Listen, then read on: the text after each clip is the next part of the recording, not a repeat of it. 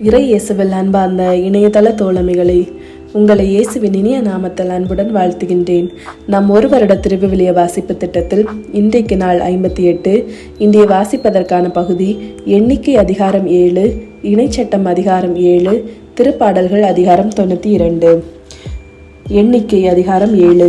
மோசே திரு உறைவிடத்தை எழுப்பி முடித்து அதனை அதன் அனைத்து பொருட்களோடும் திருப்பொழிவு செய்து அர்ப்பணித்து பீடத்தையும் அதன் துணைக்கலங்களோடு திருப்பொழிவு செய்து அர்ப்பணித்த நாளில் கணக்கிடப்பட்டோருக்கு மேற்பார்வையாளர் இருந்த இஸ்ரேல் தலைவர்கள், அவர்கள் மூதாதையர் வீட்டு தலைவர்கள், குலத்தலைவர்கள் ஆகியோர் காணிக்கைகள் கொண்டனர்.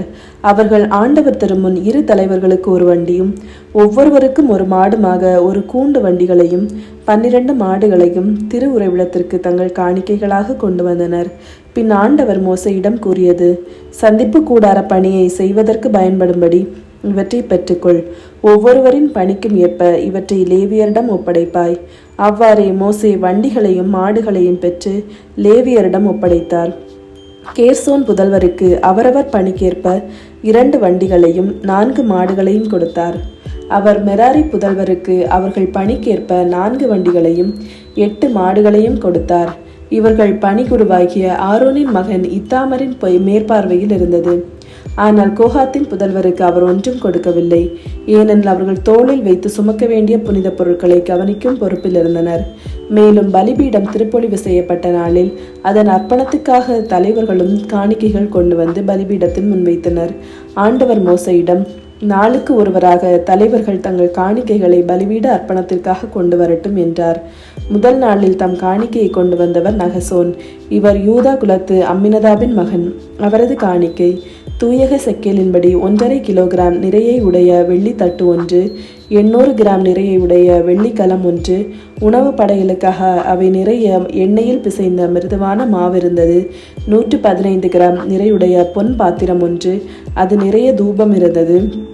இளங்காளை 1, ஆட்டுக்கிடாய் 1, ஓராண்டு செம்மறி கிடாய் 1, இவை எரிபலிக்குரியவை. பாவம் போக்கும் பலிக்காக வெள்ளாட்டு கிடாய் 1, நல்லுறவு பலி செலுத்துவதற்காக மாடுகள் 2, ஆட்டுக்கிடாய்கள் 5, வெள்ளாட்டு கிடாய்கள் 5, ஓராண்டு செம்மறி கிடாய்கள் 5. அம்மினதாபின் மகன் நகசோனின் காணிக்கை இதுவே. 2ஆம் நாளில் காணிக்கை கொண்டு வந்தவர் இசக்கார் தலைவரான சூவாரின் மகன் நெத்தனியேல். அவர் கொண்டு வந்த காணிக்கை தூய செக்கேலின்படி 1.5 கிலோகிராம் நிறையுடைய வெள்ளி தட்டு 1, 800 கிராம் நிறையுடைய வெள்ளிக்கலம் 1, உணவு படையலுக்காக அவை நிறைய எண்ணெயில் பிசைந்த மிருதுவான மாவிருந்தது. 115 கிராம் நிறையுடைய பொன் பாத்திரம் 1, அது நிறைய தூபம் இருந்தது. இளங்காளை 1, ஆட்டுக்கிடாய் 1, ஓராட்டு செம்மறி கிடாய் 1, இவை எரிபலிக்குரியவை. பாவம் போக்கும் பலிக்காக வெள்ளாட்டு கிடாய் 1, நல்லுறவு பலி செலுத்துவதற்காக மாடுகள் 2, ஆட்டுக்கிடாய்கள் 5, வெள்ளாட்டு கிடாய்கள் 5, ஓராண்டு செம்மாரி கிடாய்கள் 5. சூவாரின் மகன் நெத்தனியேலின் காணிக்கை இதுவே. 3ஆம் நாள் செப்லோன் மக்கள் தலைவரான கேலோனின் மகன் எலியாபு. அவரது காணிக்கை தூயக செக்கேலின்படி 1.5 கிலோகிராம் நிறையுடைய வெள்ளி தட்டு 1, 800 கிராம் நிறையுடைய வெள்ளிக்கலம் 1, உணவு படையலுக்காக அவை நிறைய எண்ணெயில் பிசைந்த மெல்லிய மாவிருந்தது. 115 கிராம் நிறையுடைய பொன் பாத்திரம் 1, அது நிறைய தூபம் இருந்தது. இளங்காளை 1, ஆட்டுக்கிடாய் 1, ஓராண்டு செம்மறி கிடாய் 1, இவை எரிபலிக்குரியவை.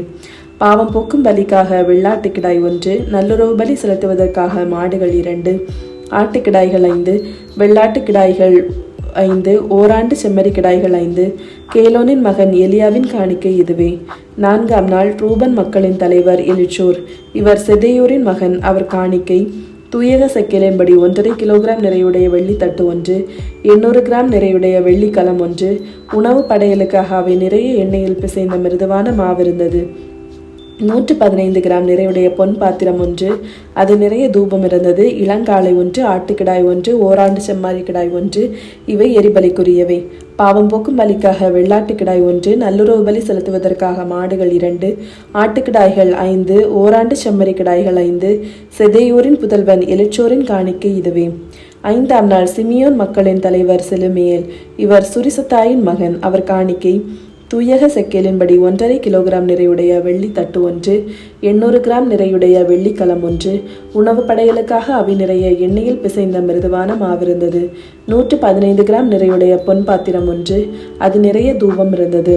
இளங்காளை ஒன்று, ஆட்டுக்கிடாய் ஒன்று, ஓராண்டு செம்மறிக்கிடாய் ஒன்று, இவை எரிபலிக்குரியவை. பாவம் போக்கும் பலிக்காக வெள்ளாட்டுக்கிடாய் ஒன்று, நல்லுறவு பலி செலுத்துவதற்காக மாடுகள் 2, ஆட்டுக்கிடாய்கள் 5, வெள்ளாட்டுக்கிடாய்கள் 5, ஓராண்டு செம்மறிக்கிடாய்கள் 5, சுரிசத்தாயின் புதல்வன் செலுமியேலின் காணிக்கை இதுவே. 6ஆம் நாள் காத்து மக்களின் தலைவர் எல்யாசாபு. இவர் தெகுவேலின் மகன்.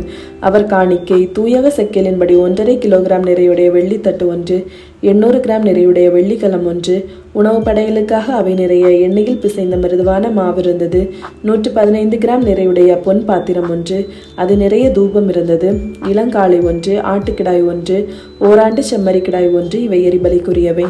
பாவம் போக்கும் பலிக்காக வெள்ளாட்டுக்கிடாய் ஒன்று, நல்லுறவு பலி செலுத்துவதற்காக மாடுகள் 2, ஆட்டுக்கிடாய்கள் 5, வெள்ளாட்டுக்கிடாய்கள் 5, ஓராண்டு செம்மறிக்கிடாய்கள் 5, தெகுவேலின் புதல்வர் எல்யாசாபின் காணிக்கை இதுவே. 7ஆம் நாள் எப்ராயிம் மக்களின் தலைவர் எலிசாமா. இவர் அம்மி கூதின் மகன். அவர் காணிக்கை தூயக செக்கேலின்படி 1.5 கிலோகிராம் நிறையுடைய வெள்ளி தட்டு ஒன்று, 800 கிராம் நிறையுடைய வெள்ளிக்கலம் ஒன்று, உணவு படையலுக்காக அவை நிறைய எண்ணெயில் பிசைந்த மிருதுவான மாவு இருந்தது. 115 கிராம் நிறையுடைய பொன் பாத்திரம் ஒன்று, அது நிறைய தூபம் இருந்தது. இளங்காளை ஒன்று, ஆட்டுக்கிடாய் ஒன்று, ஓராண்டு செம்மறிக்கிடாய் ஒன்று, இவை எரிபலிக்குரியவை. பாவம் போக்கும் பலிக்காக வெள்ளாட்டுக்கிடாய் ஒன்று, நல்லுறவு பலி செலுத்துவதற்காக மாடுகள் 2, ஆட்டுக்கிடாய்கள் 5, ஓராண்டு வெள்ளாட்டுக்கிடாய்கள் 5, ஓராண்டு செம்மறிக்கிடாய்கள் 5, அம்மிகூதின் புதல்வன் எலிசாமாவின் காணிக்கை இதுவே. 8ஆம் நாள் மனாசே மக்களின் தலைவர் கமாலியேல். இவர் பெதாசூரின் மகன். அவர் காணிக்கை தூயக செக்கேலின்படி 1.5 கிலோகிராம் நிறையுடைய வெள்ளித்தட்டு ஒன்று, 800 கிராம் நிறையுடைய வெள்ளிக்கலம் ஒன்று, உணவு படையலுக்காக அவை நிறைய எண்ணெயில் பிசைந்த மிருதுவான மாவு இருந்தது. 115 கிராம் நிறையுடைய பொன் பாத்திரம் ஒன்று, அது நிறைய தூபம் இருந்தது. இளங்காளை ஒன்று, ஆட்டுக்கிடாய் ஒன்று, ஓராண்டு செம்மறிக்கிடாய் ஒன்று, இவை எரிபலிக்குரியவை. பாவம் போக்கும் பலிக்காக வெள்ளாட்டுக்கிடாய் ஒன்று, நல்லுறவு பலி செலுத்துவதற்காக மாடுகள் 2, ஆட்டுக்கிடாய்கள் 5, வெள்ளாட்டுக்கிடாய்கள் 5, ஓராண்டு செம்மறிக்கிடாய்கள் 5, பெதாசூரின் புதல்வன் கமாலியேதின் காணிக்கை இதுவே. 9ஆம் நாள் பென்யமின் மக்களின் தலைவர் அபிதான். அவர் கிதயோனின் மகன். அவர் காணிக்கை தூயக செக்கேலின்படி 1.5 கிலோகிராம் நிறையுடைய வெள்ளித்தட்டு ஒன்று, 800 கிராம் நிறையுடைய வெள்ளிக்கலம் ஒன்று, உணவு படையலுக்காக அவை நிறைய எண்ணெயில் பிசைந்த மிருதுவான மாவு இருந்தது. 115 கிராம் நிறையுடைய பொன் பாத்திரம் ஒன்று, அது நிறைய தூபம் இருந்தது. இளங்காளை ஒன்று, ஆட்டுக்கிடாய் ஒன்று, ஓராண்டு செம்மறிக்கிடாய் ஒன்று, இவை எரிபலிக்குரியவை. பாவம் போக்கும் பலிக்காக வெள்ளாட்டுக்கிடாய் ஒன்று, நல்லுறவு பலி செலுத்துவதற்காக மாடுகள் 2, ஆட்டுக்கிடாய்கள் 5, வெள்ளாட்டுக்கிடாய்கள் 5, ஓராண்டு செம்மறிக்கிடாய்கள் 5, கிதயோனின் புதல்வர் அபிதானின் காணிக்கை இதுவே. 10ஆம் நாள் தான் மக்களின் தலைவராகிய ஏசர். இவர் அம்மிசுதாயின் மகன்.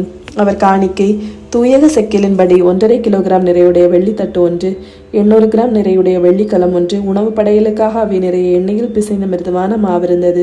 115 கிராம் நிறையுடைய பொன் பாத்திரம் ஒன்று, அது நிறைய தூபம் இருந்தது.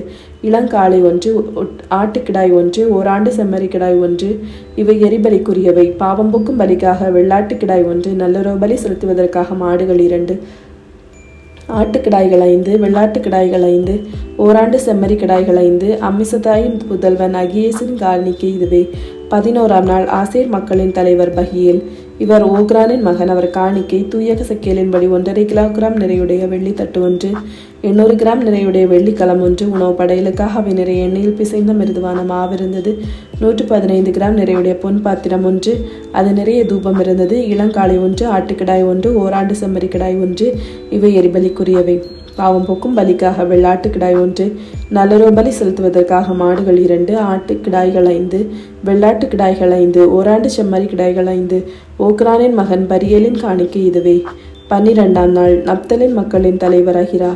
இவர் ஏனோனின் மகன். அவர் காணிக்கை தூயக செக்கேலின்படி 1.5 கிலோகிராம் நிறையுடைய வெள்ளித்தட்டு ஒன்று, 800 கிராம் நிறையுடைய வெள்ளிக்கலம் ஒன்று, உணவு படையலுக்காக அவை நிறைய எண்ணெயில் பிசைந்த மிருதுவான மாவு இருந்தது. 115 கிராம் நிறையுடைய பொன் பாத்திரம் ஒன்று, அது நிறைய தூபம் இருந்தது. இளங்காளை ஒன்று, ஆட்டுக்கிடாய் ஒன்று, ஓராண்டு செம்மறிக்கிடாய் ஒன்று, இவை எரிபலிக்குரியவை. பாவம் போக்கும் பலிக்காக வெள்ளாட்டுக்கிடாய் ஒன்று, நல்லுறவு பலி செலுத்துவதற்காக மாடுகள் 2, ஆட்டுக்கிடாய்கள் 5, வெள்ளாட்டுக்கிடாய்கள் 5, ஓராண்டு செம்மறிக்கிடாய்கள் 5, ஏனானின் புதல்வன் அகிராவின் காணிக்கை இதுவே. பலிபீடம் திருப்பொழிவு செய்யப்பட்ட நாளில் இஸ்ரேல் தலைவர்களிடமிருந்து வந்த அதற்கான அர்ப்பண காணிக்கை இதுவே.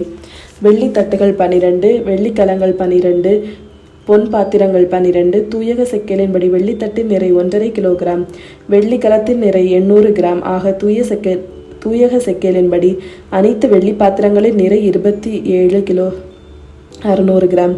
தூபம் நிறைந்திருந்த பொன் பாத்திரங்கள் 12, தூயக செக்கலின்படி ஒவ்வொன்றின் நிறை 115 கிராம் ஆக பொன் பாத்திரங்கள் அனைத்தின் நிறை 1 கிலோ 380 கிராம். எரிபலிக்கான புத்த கால்நடைகள் காளைகள் 12, ஆட்டுக்கிடாய்கள் 12, ஓராண்டு செம்மறிக்கிடாய்கள் 12 இவற்றின் உணவு படையிலும் இவற்றுடன் சேரும். பாவம் போக்கும் பலிக்காக வெள்ளாட்டுக்கிடாய்கள் 12, நல்லரோபலி செலுத்துவதற்காக மொத்த கால்நடைகள் காளைகள் 24, ஆட்டுக்கிடாய்கள் 60, வெள்ளாட்டுக்கிடாய்கள் 60, ஓராண்டு செம்மறிக்கிடாய்கள் 60.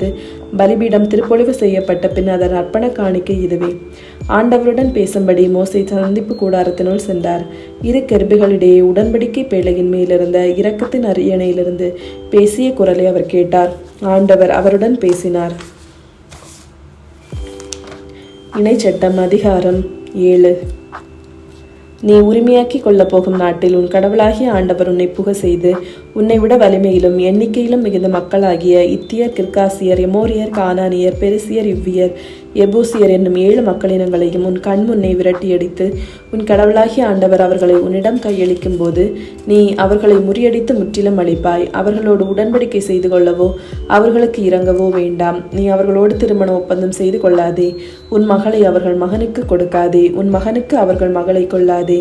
ஏனெனில் என்னை பின்பற்றுவதிலிருந்து உன் பிள்ளைகளை அவர்கள் விலக்கி வேற்று தெய்வங்களை வணங்கும்படி செய்வார்கள். அதனால் ஆண்டவரின் சினம் உனக்கு எதிராய் மூண்டு உன்னை விரைவில் அழிக்கும். மாறாக நீ அவர்களுக்கு இவ்வாறு செய். அவர்களின் பலிபீடங்களை இடித்து அவர்களின் சிலை தூண்களை உடைத்து அவர்களின் அசேரா கம்பங்களை வெட்டி அவர்களின் கைவினையான சிலைகளை தீயிலெறிந்து விடு. ஏனெனில் உங்கள் கடவுளாகிய ஆண்டவரின் தூய மக்களினம் நீங்கள். மண்ணிலுள்ள எல்லா மக்களினங்களிலும் உங்களையே தம் சொந்த மக்களாக கடவுளாகிய ஆண்டவர் தேர்ந்து கொண்டார். எல்லா மக்களிலும் நீங்கள் திரளானவர்கள் என்பதற்காக ஆண்டவர் உங்கள் மீது அன்பு கொண்டு உங்களை தேர்ந்து கொள்ளவில்லை. உண்மையில் எல்லா மக்களிலும் நீங்கள் சொற்பமானவர்களே. மாறாக உங்களிடம் அன்பு கொண்டதனாலும் உங்கள் மூதாதையருக்கு ஆணையிட்டு கொடுத்த வாக்கை காப்பாற்றும் பொருட்டும் ஆண்டவர் தமது வலிமைமிகு கரத்தால் உங்களை புறப்பட செய்து அடிமைத்தன வீட்டினின்றும் எகிப்து மன்னனாகிய பார்வோனின் கையினின்றும் உங்களை விடுவித்தார். எனவே உங்கள் கடவுளாகிய ஆண்டவரை கடவுள் எனவும் அவரை உண்மையான இறைவன் எனவும் அறிந்து கொள்ளுங்கள். அவர் மீது அன்பு கூறுவோருக்கும் அவரின் கட்டளைகளை கடைபிடிப்போருக்கும் 1000 தலைமுறை வரைக்கும் தம் இரக்கத்தின் உடன்படிக்கையை காக்கின்றவர் அவரே. ஆனால் அவரை பகைப்பவரை அழிப்பதன் மூலம் நேரடியாக பதிலளிப்பார். அவரை வெறுப்பவரை நேரடியாக தண்டிப்பதற்கும் காலம் தாழ்த்த மாட்டார். எனவே நீங்கள் கடைபிடிக்கும்படி நான் உங்களுக்கு இன்றியிடும் கட்டளைகளையும் நியமங்களையும் முறைமைகளையும் நிறைவேற்றுங்கள். இந்த முறைமைகளை நீங்கள் கேட்டு அவைகளை கடைபிடித்து நிறைவேற்றுவர்களாயின் உங்கள் கடவுளாகிய ஆண்டவர் உங்கள் மூதாதையரிடம் ஆணையிட்டு செய்த இரக்கத்தின் உடன்படிக்கையை காப்பார். அவர் உங்களிடம் அன்பு கூர்வார். உங்களுக்கு தரப்படும் என்று உங்கள் மூதாதையருக்கு அவர் ஆணையிட்டு வாக்களித்த நாட்டில் உங்களை பெருக செய்வார். உங்கள் கருவின் கனிகளும் தானியம், திராட்சை ரசம், எண்ணெய் ஆகிய உங்கள் நிலத்தின் விளைவுகளும் உங்கள் கால்நடையின் கன்றுகளும் உங்கள் மந்தையின் குட்டிகளும் பெருகும்படி செய்து ஆசி வழங்குவார். மற்றெல்லா மக்களினங்களையும் விட நீங்கள் ஆசி பெற்றவர்களாய் இருப்பீர்கள். உங்களுக்குள்ளும் உங்கள் கால்நடைகளுக்குள்ளும் ஆணிலும் பெண்ணிலும் மலடு இராது. எல்லா நோய்களும் உங்களிடமிருந்து அகலும்படி ஆண்டவர் செய்வார். நீங்கள் அறிந்துள்ள எகிப்தியரின் கொடிய நோய்கள் எல்லாம் உங்களிடையே இல்லாமல் உங்கள் பகைவர் மேல் வரும்படி செய்வார். உங்கள் கடவுளாகிய ஆண்டவர் உங்களிடம் கையளிக்கவிருக்கும் எல்லா மக்களையும் முற்றிலும் அழித்து விடுங்கள். உங்கள் கண்கள் அவர்களுக்கு இறங்காதிருக்கட்டும். அவர்களின் தெய்வங்களுக்கு நீங்கள் பணிய வேண்டாம். அது உங்களுக்கு கண்ணியாக ஆகிவிடும். இந்த மக்களினங்கள் எல்லாம் எங்களை விட திரளானவர்களாய் உள்ளதால் அவர்களை விரட்டியடிக்க எங்களால் எப்படி முடியும் என்று உங்கள் உள்ளத்தில் நீங்கள் உரையாடும் போது அவர்களுக்கு நீங்கள் அஞ்ச வேண்டாம். மாறாக பார்வோனுக்கும் எகிப்தியர் அனைவருக்கும் உங்கள் கடவுளாகிய ஆண்டவர் செய்ததை நினைவில் நிறுத்துங்கள். உங்கள் கண்கள் கண்ட கொடிய வாதிகளையும் உங்களை புறப்படும்படி செய்யுமாறு உங்கள் கடவுளாகிய ஆண்டவர் தம் வலிமைமிகு கரத்தினாலும் ஓங்கிய புயத்தினாலும் புரிந்த அடையாளங்களையும் அரும் செயல்களையும் நினைவில் நிறுத்துங்கள். நீங்கள் அஞ்சுகின்ற எல்லா மக்களினங்களுக்கும் உங்கள் கடவுளாகிய ஆண்டவர் அவ்வாறே செய்வார். அதற்கும் தப்பி உங்களிடமிருந்து ஓடி ஒளிந்து கொள்பவர்களுக்குள்ளே உங்கள் கடவுளாகிய ஆண்டவர் செங்குளவிகளை அனுப்பி அவர்களை அழிப்பார். அவர்களுக்கு அஞ்ச வேண்டாம். ஏனெனில் உங்கள் கடவுளாகிய ஆண்டவர் உங்களிடையே உள்ளார். அஞ்சுதற்குரிய ஆற்றல் மிகு கடவுள் அவரே. கடவுளாகிய ஆண்டவர் அந்த மக்களை உங்கள் கண்கள் காண கொஞ்சம் கொஞ்சமாக அழித்து போக செய்வார்.